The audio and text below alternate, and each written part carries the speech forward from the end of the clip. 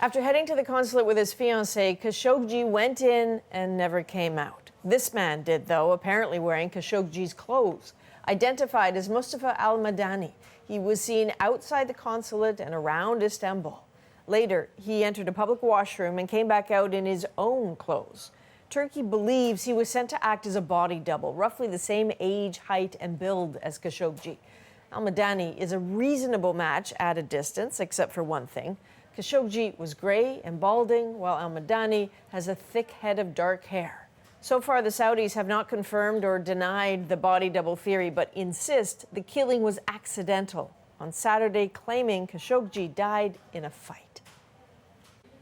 Now, U.S. President Donald Trump said today he believes Khashoggi died in a plot gone awry. Now, that's what he told U.S.A. Today reporters on Air Force One. He did not mention that earlier in the day. I am not satisfied with what I've heard.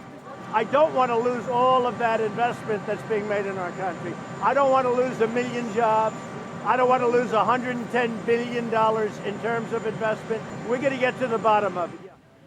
Trump also said he has spoken with Saudi Crown Prince Mohammed bin Salman about all of this, but he's not happy with the prince's request for another 30 days to investigate. So what about Canada's response? For a country that bills itself as a defender of human rights, some say its reaction to Jamal Khashoggi's murder has been a bit muted. Yes, it's condemned the journalist's murder repeatedly. Yes, it's consulting with allies about possible next steps. But as Katie Simpson tells us, that talk has yet to be backed with any punitive action. Can the government stop the doublespeak and stop arming rogue nations like Saudi Arabia? Canada is considering its options on what to do about Saudi Arabia. We have frozen export permits before when we had concerns about their potential misuse, and we will not hesitate to do so again. Trudeau opened the door to reconsidering the sale of light armored vehicles to the kingdom after holding an emergency meeting on the murder of Jamal Khashoggi and how Canada should respond. Important questions about the entire relationship with Saudi Arabia that need to be asked. The Liberals have defended the $15 billion deal in the past, which has created about 3,000 jobs in London, Ontario, even though it was struck under the previous Conservative government.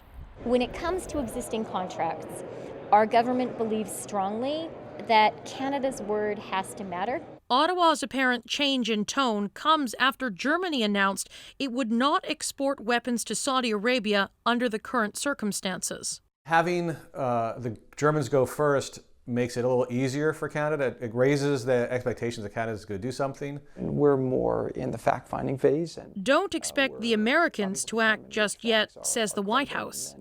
After that, the President and the Secretary of State will make a determination as to what we deem to be credible and what actions we think we should take. More clarity is expected from the Turkish president, who promised to deliver a public update on the investigation tomorrow. The Foreign Affairs Minister says she's been in close contact with her international allies about this issue. But until Canada gets more information about what exactly happened to Khashoggi, it won't be making any dramatic moves. Katie Simpson, CBC News, Ottawa. So Canada may be wrestling with its arms deal, but it's not like the Saudis don't have other options. Saudi Arabia is now the world's #1 weapons importer, and these are their biggest suppliers. By far, most come from the United States, everything from missiles to fighter planes and tanks. Britain is the second biggest supplier with ground weapons, aircraft, and ships. Third is France. It also sells ships along with heavy artillery.